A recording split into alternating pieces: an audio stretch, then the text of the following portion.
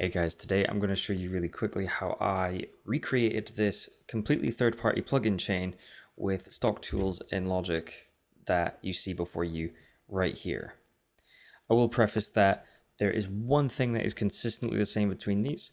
I used the same IR between both. I used the same cab impulse response.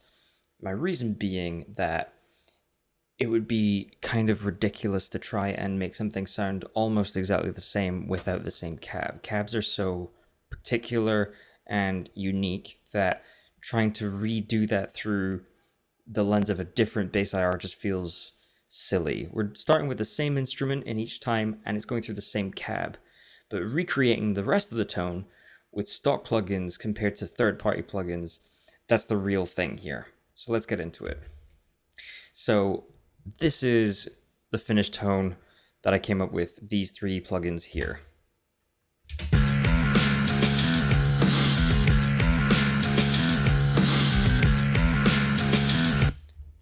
And here's my stock plugin chain.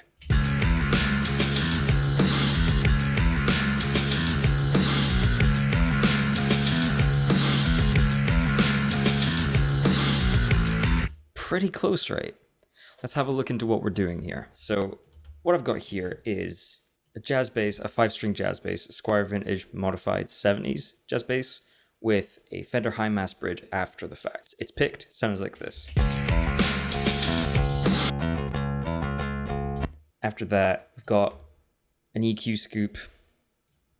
We've got some Neve style preamp channel saturation going on, LA2A compression, and finally the Darkglass Suite plugin with the Vintage Ultra setting going into this cab setup.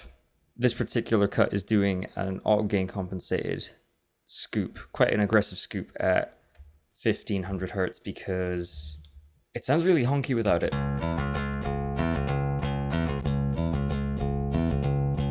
So that's what I wanted to do there. After that, I wanted to add that saturation and that. It's called Bass Rider, this preset. I might have tweaked it, I can't remember. But it's kind of like a fader rider type thing, and also adding that LA2A kind of vibe to it. It sounds like this.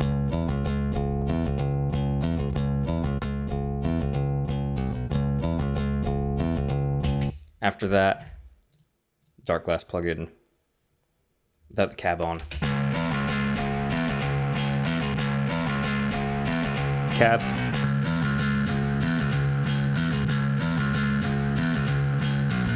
This can actually be done in Logic, just about. Like I said at the beginning, you really need just to use the same IR. I'm using a free IR loader though. Nadir by STL Tones is sick. This is an amazing free IR loader. This is the IR I exported it from the Darkglass suite to make this happen. I'm trying to demonstrate that save having to buy a decent bass cab IR, you can do this with free plugins. So what we have at the start here is a level matched or reasonably level matched similar scoop at the same point. I was like, I'm pretty confident for the most part I can get the first chunk of this chain sounding just about right. After that, I'm using the Vintage console EQ. And this is Neve Vibes. I'm using a very slight amount of EQ in this one instead, because it doesn't sound exactly the same, and I wanted to kind of get this slightly round thing going and a bit of a bassy boost, as well as driving this input quite a bit and a bit of a level match. So it takes us from this channel EQ,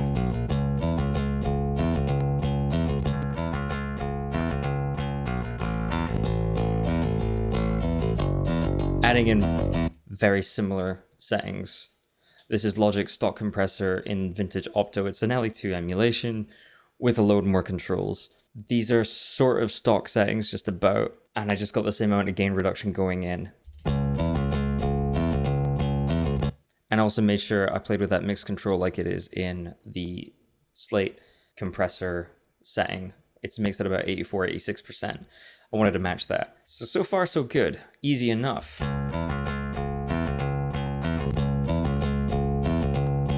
Let's compare that really quick.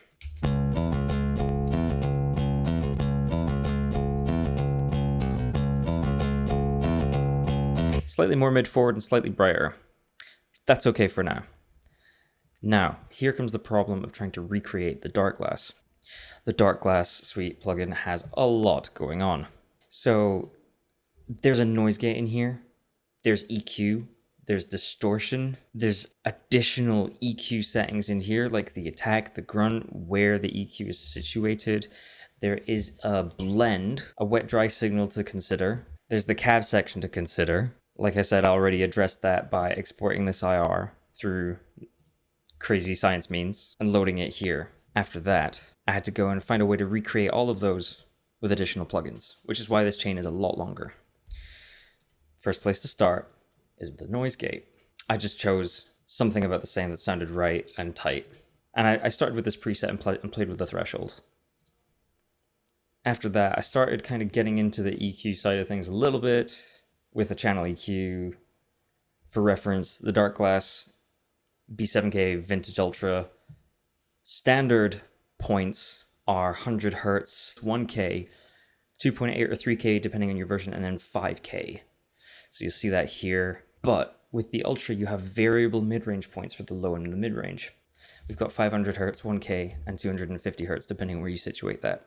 And 1.5K, 3K, and 750 Hertz, depending on where you situate the high mids, which is really cool. I try to get those points about situated, and then I don't know what else is going on in terms of how they built this pedal. I just had to start going by ear at this point and using a lot of analysis to kind of get it starting to fit the bill. Also, the other thing is I can't necessarily outright expect to create the same distortion and saturation outright. So I gave it my shot anyway. The Logic Pedalboard has a cool rat pedal emulation, but what I like about this as well is that it's got a mixer. You can blend your wet and dry signal, and I can do that very similarly to how I did the Darkglass, about 75-80%. And after that, I can do a little bit more EQ even there. And there's a filter here, set quite low, and that brings us up to this sound.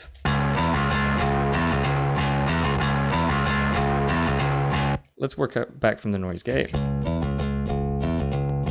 EQ.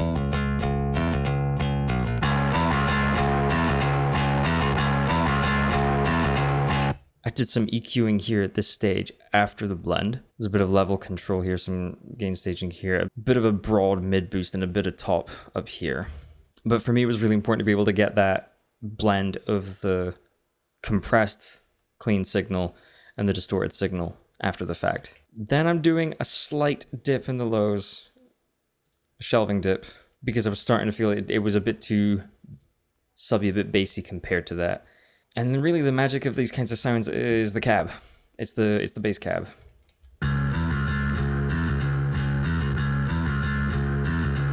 At this point, I was 8 plugins deep.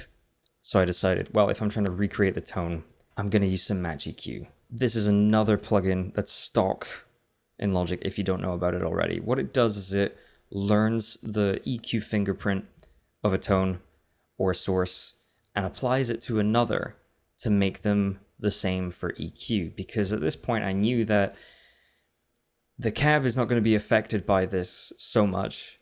You could put this EQ before or after the cab and it would sound the same. But I knew that at this point, trying to copy things exactly or not thinking about it was only going to get me so far. And I knew I was going to have to do a bit of EQ matching at some point. So if we look at it here, you can adjust the smoothing and you get these very sharp dips and peaks, or you can smooth it out to make it less aggressive. This setting is supposedly the most precise. Let's have a listen to this and go back to the original.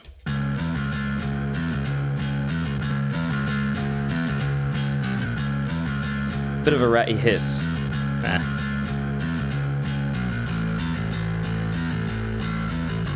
We can smooth that out, just like that.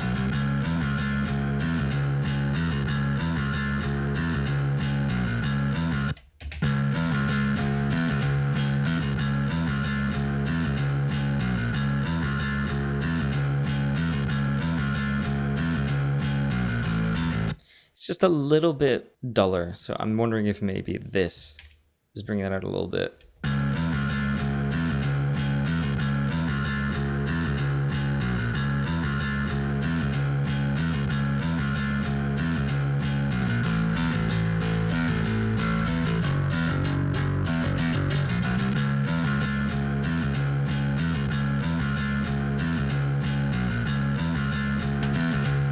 So I'll say that my original tone is a lot more mid-forward still. The new one's just a little bit scoopy. Maybe I can counterbalance that with that lower mid-range here. Enable this. Top it in a bit.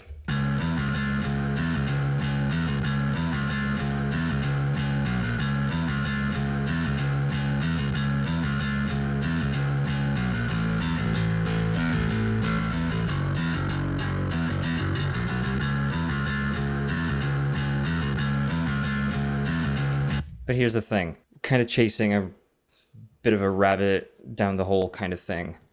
It's really, really, really close. You do need to bear in mind that using a different distortion pedal altogether is going to affect how that sounds. It's not going to be quite the same. Context of the mix, though.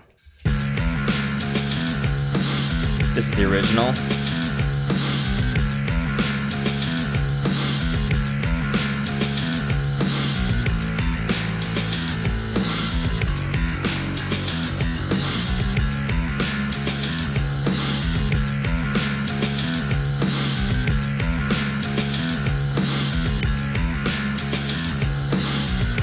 So yeah, under a microscope, you can tell they're different, but as you start to add more and more elements, just how different are they? Let me know what you think. Thanks for watching.